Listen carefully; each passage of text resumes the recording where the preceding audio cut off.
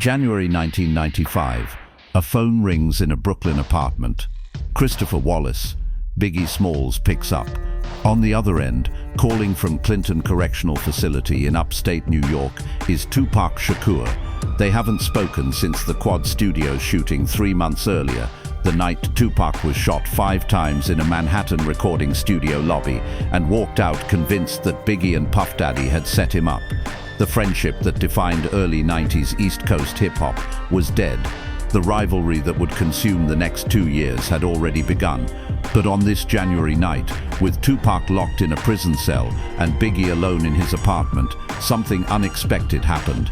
They talked, not for the press, not for the streets, just 2 men who'd once been brothers, trying to understand how they'd ended up enemies. No one was supposed to know about this call. It wasn't recorded. It wasn't documented in police reports or mentioned in interviews. But years later, people close to both of them would admit the call happened. And what was said in those 20 minutes could have changed everything, if only the world and the people profiting from their war had let them try. The question isn't whether Biggie and Tupac could have made peace. The question is, who made sure they never got the chance? To understand the weight of that phone call, you have to go back to the beginning, before the diss tracks, before the magazines picked sides and the coasts went to war, before Death Row and Bad Boy became armies instead of record labels. You have to go back to 1993, when Tupac Shakur and Christopher Wallace were friends, real friends, the kind who showed up to each other's studio sessions unannounced, who shared stages and hotel rooms and dreams about what hip-hop could become. Tupac was already famous, Tupacalypse now, and Strictly for My Niggaz had made him a voice for the streets. Biggie was the rising star. His debut album Ready to Die was still a year away, but the underground knew his name. They met through the New York hip-hop scene, and the chemistry was immediate. Mutual respect, mutual hunger, and a shared understanding that they were building something bigger than themselves. Tupac took Biggie under his wing. There are photos from 1993, Tupac and Biggie together at parties, in recording studios, laughing like brothers. Tupac introduced Biggie to his crew. He vouched for him in circles where a young kid from Brooklyn needed credibility, and Biggie looked up to Tupac, not just as an artist, but as a blueprint for how to navigate fame, street politics, and the music industry's machinery. They talked about collaborating, they talked about tours, they talked about changing the game together, and for a brief shining moment in hip-hop history, it looked like they would. Then came November 30, 1994, Quad Recording Studios in Manhattan. Tupac was there to record with another artist. He walked into the building's lobby just after midnight. 3 men were waiting. They opened fire. 5 bullets hit Tupac, 2 in the head, 2 in the groin, 1 in the hand. He survived, stumbled into the elevator, made it upstairs to the studio where Biggie, Puff Daddy, and others were recording. And in that moment, bleeding, disoriented, terrified, Tupac looked at Biggie's face and saw something he would never forget or forgive. He later said, Biggie looked guilty, nervous, like he knew it was coming. Biggie denied it, said he had no idea, said he was as shocked as everyone else. But Tupac didn't believe him, and from that night forward, the friendship was over. Except it wasn't. Not entirely, because 2 months later, while Tupac was in prison awaiting trial on a sexual assault conviction he maintained was a setup, his phone privileges were restored, and one of the first calls he made was to Brooklyn, to Biggie, and Biggie answered, "What do you say to the man you think betrayed you? What do you say when you know deep down that the betrayal might be bigger than both of you?" The Quad Studios shooting changed everything, not just for Tupac and Biggie, but for hip-hop itself. Before that night, East Coast and West Coast weren't enemies. They were partners in building a culture. After that night, the coasts became battle lines, and Tupac became convinced that the shooting wasn't random. He believed it was orchestrated, a setup, and he believed the people behind it were the same people who'd smiled in his face just months earlier. Biggie, Puff Daddy, Bad Boy Records. He had no proof, just instinct and pain, and the kind of rage that comes from feeling betrayed by family. Biggie, for his part, was devastated. He'd looked up to Tupac, learned from him, loved him like a brother, and now Tupac was accusing him of trying to have him killed, publicly, in interviews, in lyrics that hadn't been recorded yet, but were already being whispered about in studios. Biggie tried to reach out, tried to explain, But Tupac wouldn't listen. The streets were listening though, and the streets were choosing sides. Bad Boy versus Death Row, Brooklyn versus Los Angeles, Biggie versus Tupac. It was a narrative the media loved, a story that sold magazines and concert tickets and albums, and everyone involved, label executives, promoters, journalists, had a financial interest in keeping the beef alive. In late December 1994, a mutual friend of Tupac and Biggie, someone who'd been in the studio with both of them, who'd seen the friendship before it fractured, decided to try something. He called Tupac in prison. He told him Biggie was hurting, that Biggie missed him, that Biggie wanted to talk, but he didn't know if Tupac would answer. Tupac was silent for a long time. Then he said something the friend would never forget. "I don't want to hate him, but I can't trust what I don't understand." The friend asked if he could give Biggie Tupac's prison phone number. Tupac said yes, but he also said, "If he calls, he better tell me the truth, because I'll know if he's lying."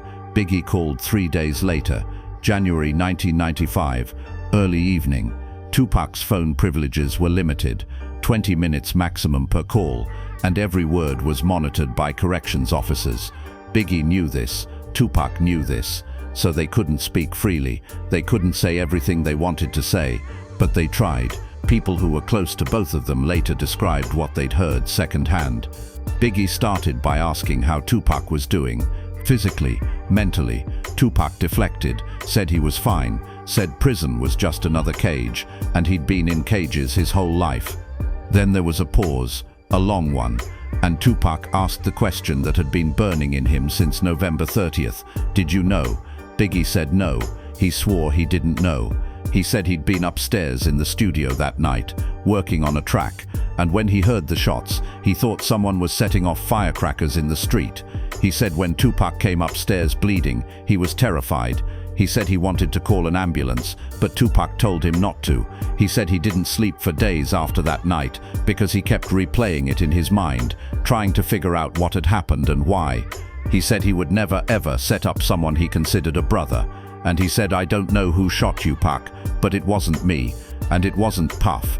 What do you do when you want to believe someone, but the evidence of your own eyes says otherwise? What do you do when forgiveness feels like surrender? Tupac didn't respond right away.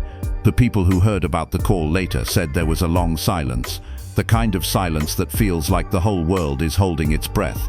Then Tupac said something that cut to the heart of it all. "Then who was it, Big? Because somebody knew I was going to be there. Somebody set that up. And if it wasn't you, then somebody close to you did it, and you didn't stop it." Biggie didn't have an answer, because he didn't know, and that was the problem. The Quad Studios shooting was never solved. No arrests, no suspects publicly named, just rumors and theories and accusations that flew in every direction. But Tupac needed someone to blame, and Biggie, whether guilty or not, was there. He was in the building. He was connected to the people Tupac suspected, and in Tupac's mind, silence was complicity. The call lasted about 20 minutes. Toward the end, they talked about other things, music, the industry, how fame had changed everything, how the same people who'd built them up were now tearing them apart for profit. Biggie reportedly told Tupac he wanted to visit him in prison. Tupac said no, said it would look bad, said the media would spin it as weakness or betrayal to their respective camps. Biggie understood. They talked about maybe connecting after Tupac got out, whenever that would be. Maybe sitting down face to face, away from cameras and label executives and people with agendas. Maybe figuring it out then. Tupac didn't commit, but he didn't say no. And when the call ended, people close to Biggie said he sat in his apartment for hours, staring at the phone, wondering if he'd just had his last real conversation with Tupac Shakur. 3 months later, in April 1995, Suge Knight posted $1.4 million bail to free Tupac from prison. Tupac signed with Death Row Records, and everything changed. The Tupac who walked out of Clinton Correctional wasn't the same person who'd called Biggie in January. Prison had hardened him, rage had consumed him, and Suge Knight had given him a platform, an army, and a mission: destroy Bad Boy Records, destroy Puff Daddy, destroy Biggie. The phone call was forgotten, or buried, because now there was too much money involved, too many people invested in the war. Death Row versus Bad Boy wasn't just a rivalry, it was a business model, and Tupac, whether he realized it or not, had become the weapon. By the summer of 1995, Tupac was recording All Eyes on Me, the double album that would define his death row era, and embedded in those tracks were shots at Biggie, subliminal at first, then explicit. Hit 'Em Up, recorded in 1996, was a nuclear bomb. Tupac didn't just diss Biggie, he annihilated him, claimed he'd slept with Biggie's wife, Faith Evans, called Biggie a fake, a fraud, a puppet, said he wanted Biggie dead. The streets erupted. Bad Boy responded, said he wanted Biggie dead. The streets erupted. Bad Boy responded. Biggie recorded his own subliminal shots on life after death. The media fanned the flames. And the phone call from January 1995, the moment when two men tried to be honest with each other, tried to find a way back to what they'd once been, disappeared into the noise. You can't make peace when everyone around you profits from war.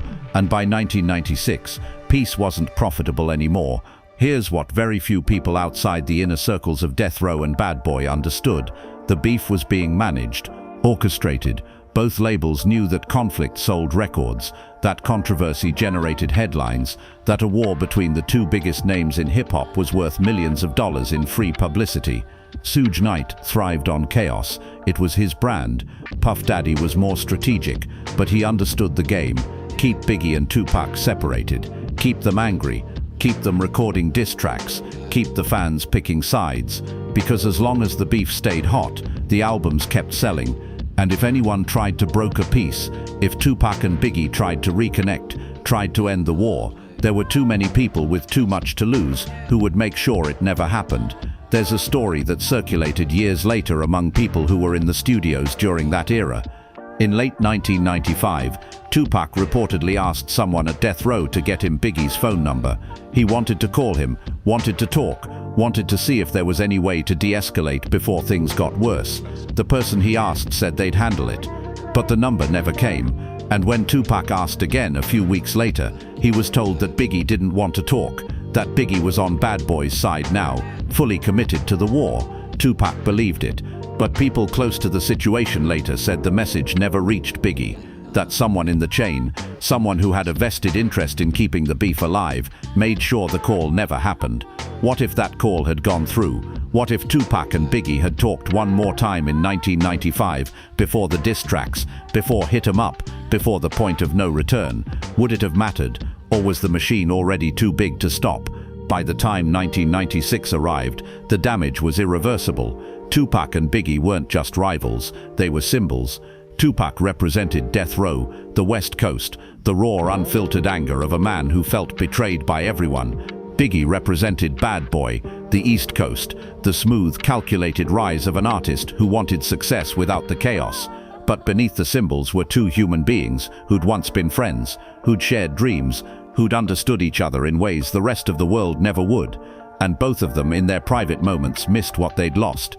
In early 1996, a journalist managed to get a rare one-on-one interview with Biggie, the kind of interview where the cameras were off and the conversation went deeper than album promotion. The journalist asked Biggie about Tupac, about the beef, about whether he thought it would ever end. Biggie went quiet. Then he said something he'd never said publicly before. "I miss my friend. I miss the person he was before all this. And I don't know if that person even exists anymore, because the industry ate him, and it's eating me too, and I don't know how to stop it." The journalist asked if Biggie had tried to reach out. Biggie said he had, multiple times, but the messages never got through, or if they did, they were ignored. He said he understood why Tupac was angry, but he also said, "I can't keep defending myself against something I didn't do." At some point, you have to let people believe what they want to believe, even if it kills you. That interview never aired. The journalist said Biggie asked him not to publish it, said it would be used against him, spun as weakness, turned into another headline in a war that had already destroyed too much. So the journalist kept it to himself. Until years later, after both Tupac and Biggie were dead, when he finally shared what Biggie had said. And by then, it was too late for the words to matter. They were just ghosts, echoes of a friendship that hip-hop had sacrificed for profit.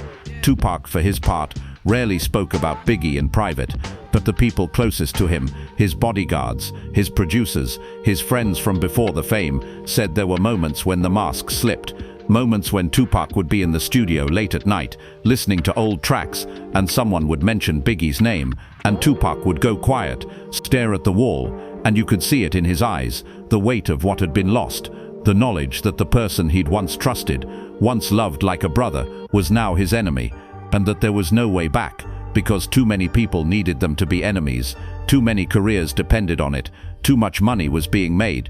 Friendship doesn't die in one moment. It dies in 1,000 small decisions made by people who were never your friends to begin with. September 7, 1996. Tupac Shakur is shot in Las Vegas. He dies 6 days later. The hip-hop world erupts in grief and rage and accusations. Who killed Tupac? Was it gang-related? Was it orchestrated? Was it connected to the East Coast-West Coast beef? The questions consumed the culture, but one question rarely got asked. What did Biggie feel when he heard Tupac was dead? Because publicly, Biggie couldn't mourn. He couldn't say he was devastated.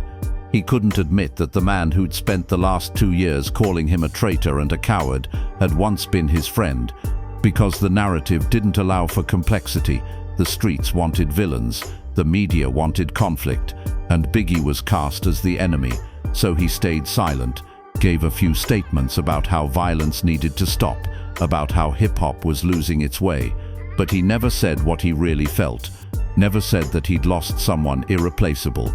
People close to Biggie later described the weeks after Tupac's death as the darkest period of his life. He stopped going to the studio. He stopped answering calls. He gained weight, comfort eating, his friends said, because food was the only thing that made him feel something other than numb. His mother, Wallace, later told interviewers that Biggie would sit in his room for hours, listening to old Tupac tracks, not the diss tracks, the early stuff, the songs from before the beef, the songs that reminded him of when they were friends, and sometimes she'd hear him crying, not sobbing, just quiet tears, the kind that come when you realize you'll never get the chance to fix what was broken. In early 1997, just a few months after Tupac's death, Biggie gave an interview to a magazine. He was asked if he regretted anything about the beef.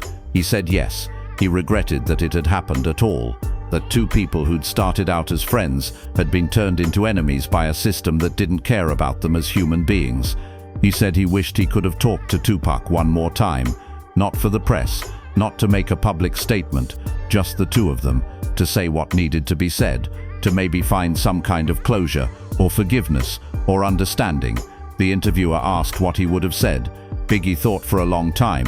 Then he said, "I would have told him I was sorry, not for anything I did, because I didn't do it, but for not fighting harder to make him believe me, for letting other people get between us, for not being strong enough to end the war before it killed him." 3 weeks later, on March 9, 1997, Christopher Wallace, Biggie Smalls, was shot and killed in Los Angeles. A drive-by shooting, just like Tupac. No arrests, no convictions. The case remains unsolved, and the war that had consumed both of them finally claimed its second casualty. Biggie was 24 years old, Tupac had been 25, and the phone call they'd had in January 1995, the one where they'd tried to be honest, tried to find a way through the noise, became a footnote, a rumor, a story that most people didn't believe because it didn't fit the narrative. But it happened, and it mattered, because it proved that underneath the diss tracks and the headlines and the posturing for cameras, there were two men who'd once loved each other, who'd wanted to make peace, and who were never given the chance. The tragedy of Tupac and Biggie isn't that they became enemies, it's that they tried not to, and the world wouldn't let them. In the 28 years since their deaths, Tupac Shakur and the notorious B.I.G. have become legends.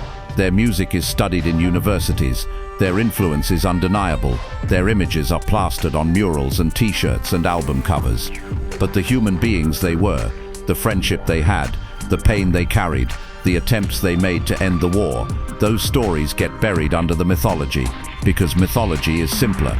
Good versus evil, East Coast versus West Coast, Biggie versus Tupac. It's a clean narrative, and clean narratives sell, but the truth is messier. The truth is that Tupac and Biggie were manipulated, used, turned into products and weapons by an industry that valued profit over people. And when they tried to step outside the roles they'd been assigned, when they tried to reconnect and de-escalate, the machine closed in and made sure it never happened. The phone call from January 1995 is evidence of that. It's proof that even in the middle of the war, there was a moment when peace was possible, when two men who'd been brothers tried to find their way back to each other. And if the labels had supported that, if the media had highlighted reconciliation instead of conflict, if the people around Tupac and Biggie had prioritized their well-being over album sales, maybe both of them would still be alive. Maybe hip-hop would have learned a different lesson. Maybe the next generation wouldn't have grown up thinking that beefs are inevitable and violence is just part of the culture. But that's not what happened. And so Tupac and Biggie died. And the phone call that could have saved them became a secret, a whisper, a story that only a few people knew. Until now, there's a version of history where the phone call from January 1995 led to something bigger, where Tupac got out of prison and he and Biggie met in person, sat down in a room with no cameras, no executives, no one with an agenda.